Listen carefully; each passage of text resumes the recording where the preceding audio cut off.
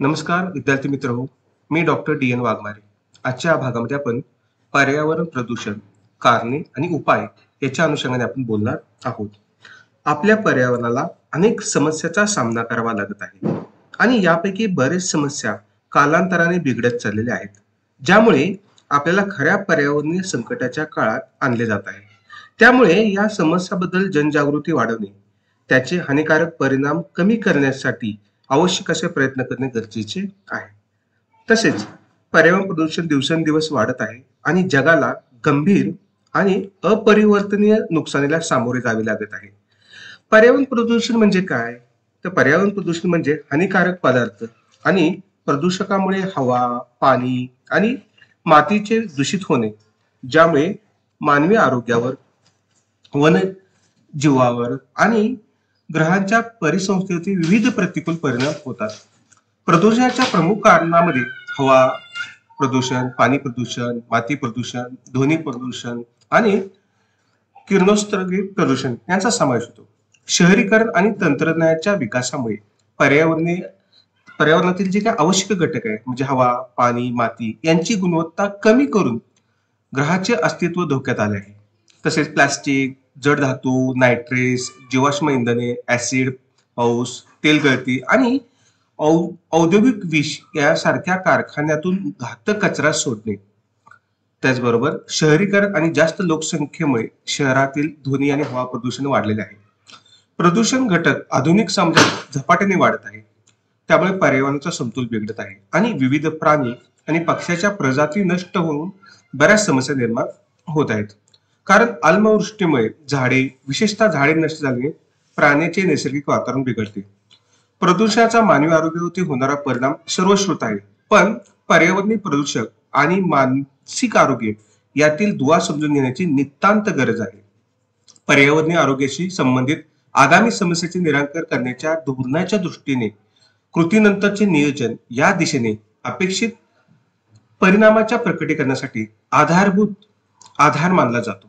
संभाव्य उपाययोजनामध्ये eco friendly electronic वाहनाचा वापर करणे, सामायिक गतिशीलतेला प्रोत्साहन देणे, जीवाश्म इंधनाच्या जागी सौर ऊर्जा, पवन ऊर्जा आणि शाश्वत अक्षय ऊर्जा वापरणे आणि ग्रीन बिल्डिंगला प्रोत्साहन देणे यांचा समावेश असू शकतो. प्रत्येक प्रकारच्या प्रदूषणाची विशिष्ट कारणे असतात आणि त्यांना अद्वितीय उपायांची आवश्यकता असते. हे सर्व आपण ह्या इथून पुढच्या ज्या काही वेगळ्या भागामध्ये आपण अभ्यासणार आहोत. तर सर्वप्रथम आपण सुरू करूया वायू प्रदूषण. आता वायू प्रदूषण म्हणजे काय आणि वायू प्रदूषणाची कारणे हे आपण समजून घ्यायचा प्रथमता प्रयत्न करूया. वायू प्रदूषण म्हणजे हानिकारक वायू, कण आणि रसायनांनी वातावरण दूषित होणे, म्हणून यालाच आपण वायू प्रदूषण म्हणू शकतो.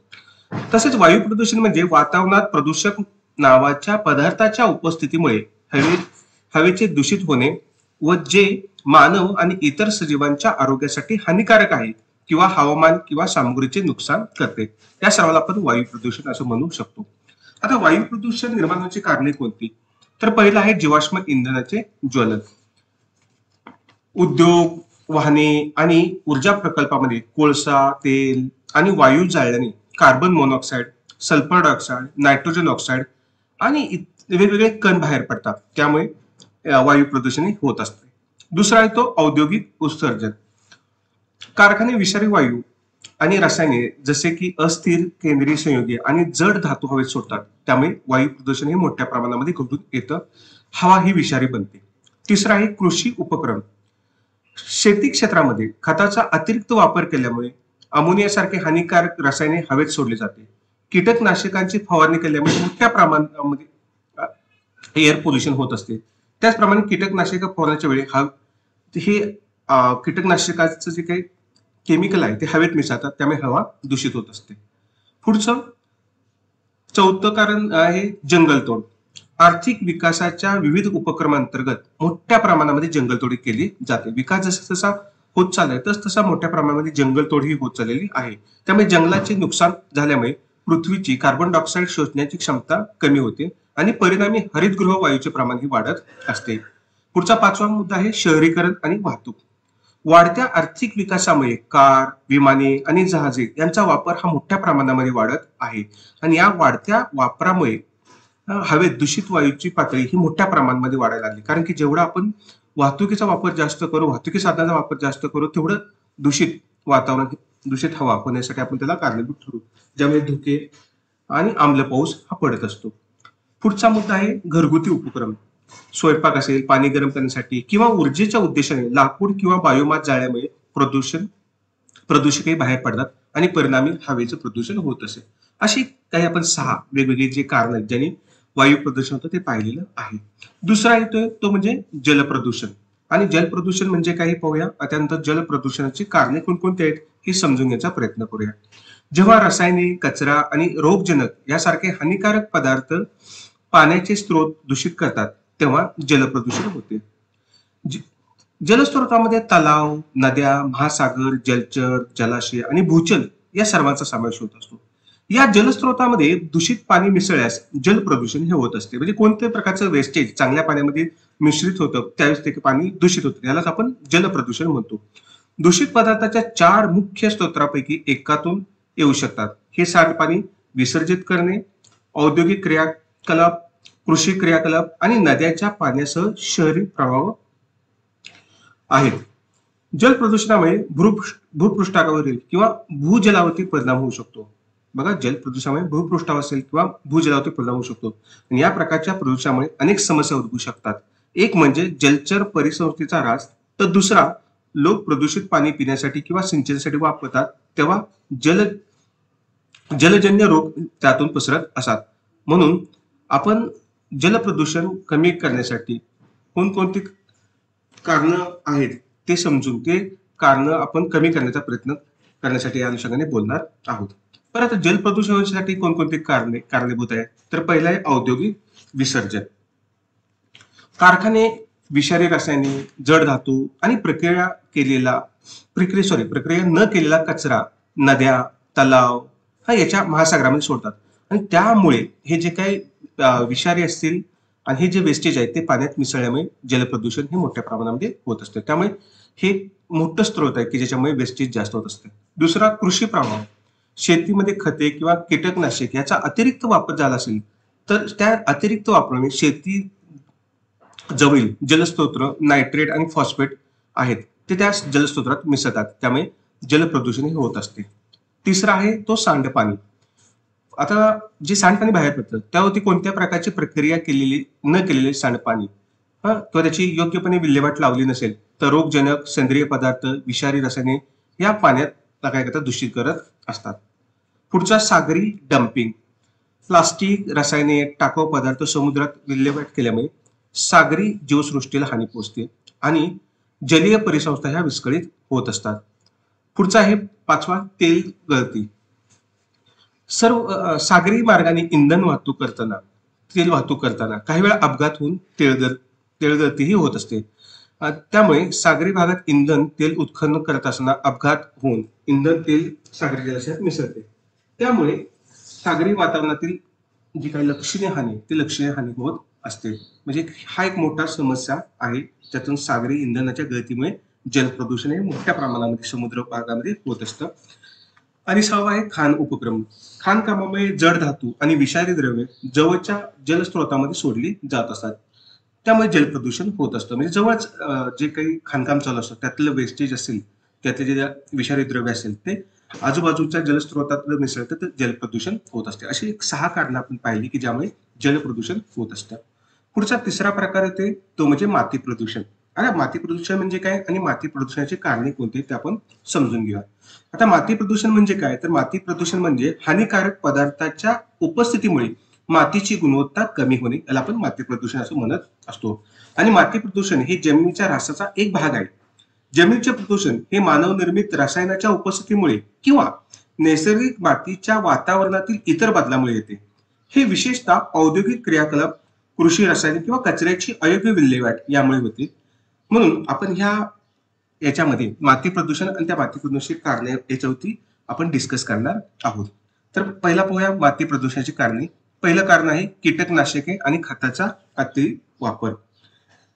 भारत हा कृषीप्रधान देश आहे आणि शेतीमध्ये वापरात येणारी कीटकनाशके, तणनाशके, खते आणि रसायने जमिनीमध्ये मोठ्या प्रमाणामध्ये वापरली जातात. त्यामुळे ते जमिनीत मिसळतात, त्यामुळे जमिनीची रचना बदलते आणि सुपीकता कमी होत आहे. अतिरिक्त वापर हा कीटकनाशके आणि खताचा वापर हा एक महत्वाचा सध्या कारण आहे की ज्याच्यामुळे माती प्रदूषण हे मोठ्या प्रमाणात होत आहे. दुसरा, औद्योगिक कचरा विल्हेवाट. उद्योगामध्ये घातक कचऱ्याची अयोग्य विल्हेवाट लावल्यामुळे जड धातू, रासायनिक, विषारी द्रव्ये डायरेक्ट मातीत येऊन मिसळतात. त्यामुळे माती प्रदूषण व सॉइल पोल्युशन हे मोठ्या प्रमाणामध्ये होत असतं. तिसरा आहे जंगलतोड आणि जमिनीचा ऱ्हास. शेतीसाठी जमीन सपाटीकरण आणि जंगलतोड केल्यामुळे मातीची मोठ्या प्रमाणामध्ये धूप होते. तर त्याचबरोबर मातीचा पोत जो आहे तो पण किंवा मातीची पोषकता पण नष्ट होते. परिणामी माती सॉइल प्रदूषण होते आणि मातीची धूप होत असते. हे एक कारण माती प्रदूषणासाठी आहे. चौथा आहे कचरा विल्हेवाट आणि बेकायदेशीर डम्पिंग. महानगरपालिका घनकचरा, प्लास्टिक आणि ई कचऱ्याची अनियंत्रित विल्हेवाट लावत असते. कचरा विल्हेवाट लावताना तो मातीच्या थरामध्ये मोजवला जातो. त्यामुळे मातीमध्ये हानिकारक पदार्थासह दूषित घटक मिसळतात. त्यामुळे मोठ्या प्रमाणामध्ये सॉइल पोल्युशन हे होत असतं. आणि शेवटचं कारण आहे खाणकाम आणि उत्खनन. खाणकामामुळे पारा, शिसे यासारखे विषारी पदार्थ हे जमिनीमध्ये डायरेक्ट सोडले जातात. परिणामी सॉइल पोल्युशन मोठ्या प्रमाणामध्ये होत असतं. पुढचा चौथा आहे तो ध्वनी प्रदूषण आणि ध्वनी प्रदूषणाची कारणे. मनुष्य, प्राणी आणि तांत्रिक पर्यावरणामुळे निर्माण झालेल्या मर्यादे पलीकडील असह्य ध्वनी म्हणजे ध्वनी प्रदूषण होय. यामुळे मनुष्य आणि प्राणी जीवनाच्या कृती विस्कळीत होतात आणि त्यांचा समतोल बिघडतो. ध्वनी प्रदूषण म्हणजे मानवी आणि प्राण्याच्या जीवनास हानी पोहोचवणारा जास्त किंवा त्रासदायक आवाज होय. अगदी साधी सोपी व्याख्या आहे. ध्वनी प्रदूषण म्हणजे मानवी आणि प्राणी जीवनास हानी पोहोचवणारा जास्त किंवा त्रासदायक आवाज होय. आता आवाजाची तीव्रता कशामध्ये मोजतो, कोणत्या एककामध्ये मोजतो? तर आपण आवाजाची तीव्रता डेसिबल या एककामध्ये आपण मोजत असतो. दूरध्वनीचा शोध लावणारे अमेरिकन वैज्ञानिक अलेक्झांडर ग्रॅम बेल यांच्या स्मरणात ध्वनीची तीव्रता पातळीच्या एककाला बेल याचे नाव दिले गेले आहे. डेसिबल हे घातांकिक एकक असून दर 10 डीबी म्हणजे डेसिबल आवाजाची तीव्रता 10 पटीने वाढते. 20 डीबी आवाज 10 डीबीच्या आवाजापेक्षा 10 पट असतो. तर 30 डीबीचा आवाज 10 डीबी आवाजाच्या 100 पट असतो. साधारणतः 80 डीबी पर्यंतचा आवाज हा मनुष्य प्राणी तो सहन करू शकतो. त्यापेक्षा जास्त मोठा आवाजाचा त्याला त्रास होतो. आता आपण जर विमाने, रॉकेट यांचा आवाज ज्याची डेसिबल जर मोजायचे म्हटलं तर विमाने, रॉकेट यांचा आवाज 100 ते 180 डेसिबल एवढ्या तीव्रतेचा असतो. तसेच बांधकाम असेल, सार्वजनिक कार्यक्रम इत्यादी ठिकाणी आवाजाची पातळी ही 120 डेसिबल पेक्षा जास्त असते.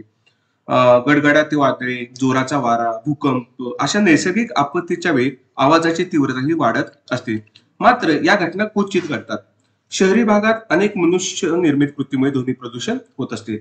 म्हणजे वेगवेगळ्या मिरवणुकीमध्ये डॉल्बीचा आवाज असेल, घरातील दूरचित्रवाणी संच असतील, विविध प्रकारचे कारखाने, वाहने, बांधकाम इत्यादी वेगवेगळे कारण आहेत ज्याच्यामुळे ध्वनी प्रदूषण हे घडून येत असतं. मग आपण त्यातली 4 महत्वाची कारणं पाहणार आहोत की ज्याच्यामुळे ध्वनी प्रदूषण होतं. पहिलं, शहरीकरण. आता जेवढं शहरीकरण जास्त होईल तेवढी रहदारी वाढते, बांधकाम क्रियाकलाप हा वाढतो आणि औद्योगिक आवाजात उच्च डेसिबल पातळी आवाजाचे योगदान हे वाढत असते. त्यामुळे ध्वनी प्रदूषण होते. दुसरं कारण आहे वाहतूक. कार असेल, ट्रेन, विमाने, जहाज यांच्या आवाजाचा मानवी आरोग्यावरती परिणाम होत असतो, ज्यामुळे लोकांना ऐकण्याचा किंवा श्रवणाचा प्रॉब्लेम हा निर्माण होऊ शकतो. कारण कार असेल, ट्रेन असेल, विमाने, जहाज ह्यांचा आवाजाची तीव्रता जास्त असते. तिसरा आहे औद्योगिक उपक्रम. आता कारखान्यातून पण बऱ्याच वेळेस मोठे आवाज येतात. उत्पादन युनिट्स असतील किंवा जड यंत्रसामग्रीचे कार्य हे लक्षणीय आवाज निर्माण करतात. त्यामुळे ध्वनी प्रदूषण हे निर्माण होत असतं. चौथा मुद्दा आहे सामाजिक उपक्रम. कार्यक्रमाच्या दरम्यान मोठ्या आवाजाची संगीत मैफिल असेल किंवा डॉल्बी सिस्टीम किंवा कार्यक्रमामध्ये मोठ्या प्रमाणामध्ये फटाके जोरजोराने उडवले जातात. यामुळे ध्वनी प्रदूषण होत असते. त्यामुळे हे ध्वनी प्रदूषण मोठ्या प्रमाणामध्ये वाढल्यामुळे याचा सर्व सजातीय प्रजातीवरती मोठ्या प्रमाणामध्ये निगेटिव्ह इम्पॅक्ट होत आहे. पुढचा चौथा मुद्दा आहे तो म्हणजे रेडिओ ऍक्टिव्ह पोल्युशन. आणि तो रेडिओ ऍक्टिव्ह पोल्युशन निर्माण होण्याची कारणे कुठली आहे? आता जगभरामध्ये युरेनियम, थोरियम, प्लुटोनियम व इतर अनेक किरणोत्सारी मूलद्रव्ये अणुऊर्जा प्रकल्प, अणुचाचण्या व अण्वस्त्र निर्मितीसाठी वापरले जाते. त्याचा वापर रेडिओ ट्रेसर व अणुसंशोधक म्हणून औद्योगिक औषध उद्योग असेल, कृषी उद्योग असेल किंवा जीवशास्त्रामध्ये केला जातो. या वेगवेगळ्या कारणामुळे त्यांचे प्रदूषक घटक पर्यावरणात म्हणजे हवा, जमीन, पाण्याचे स्रोत यामध्ये मिसळतात आणि प्रदूषित होते. ते मानवी आरोग्यास अत्यंत गंभीर असते. याचे कारण म्हणजे जे रेडिओ ऍक्टिव्ह घटक पर्यावरणात दीर्घकाळ टिकून राहतात व अन्न साखळीद्वारे ते सजीवांच्या मानवाच्या शरीरात शिरतात. तसेच खाणीतून ही मूलद्रव्ये काढताना हे प्रदूषके सांडपाण्यातून जमीन, तलाव, नदी नाल्यात मिसळतात. हे घटक मानवी शरीरात गेल्यात किरणोत्सर्ग रेडिओ ऍक्टिव्हमुळे कॅन्सर, जनुकात अनुवंशिकी बदल, अनुवंशिक विकृती असेल, अनुवंशिक विकृती, व्यंग, अपंगत्व, वंध्यत्व, रक्तदोष, मतिमंदत्व, त्वचेचे विकार, त्याचप्रमाणे रोग प्रतिकार शक्तीचा नाश आणि मृत्यू असे दुष्परिणाम संभवतात. तसेच वन्यजीव व सागरी जीवावर त्याचे दुष्परिणाम हे घडून येताना आपल्याला दिसतात. तर इतर विविध प्रकारच्या प्रदूषकामध्ये रेडिओ ऍक्टिव्ह पोल्युशन हे सर्वात गंभीर आहे. म्हणून आपण या भागामध्ये याचाही अभ्यास करणार आहोत आणि त्याच्या पाठीमागचे काय कारणे आहेत हे समजून घेणार आहोत. तर सुरुवातीला आपण किरणोत्सर्गी प्रदूषणाची जी कारण आहेत म्हणजे causes of radio active pollution. तर पहिला आहे अणुऊर्जा प्रकल्प. अणुऊर्जा प्रकल्पातील अपघाताची गळती, अणुभट्टीतील बिघाड किंवा अणुऊर्जा प्रकल्पातील अयोग्य कचऱ्याची विल्हेवाट पर्यावरणात रेडिओ ऍक्टिव्ह सामग्री सोडू शकते. त्यामुळे रेडिओ ऍक्टिव्ह पोल्युशन मोठ्या प्रमाणामध्ये होत असतं. दुसरं कारण आहे अण्वस्त्र चाचणी.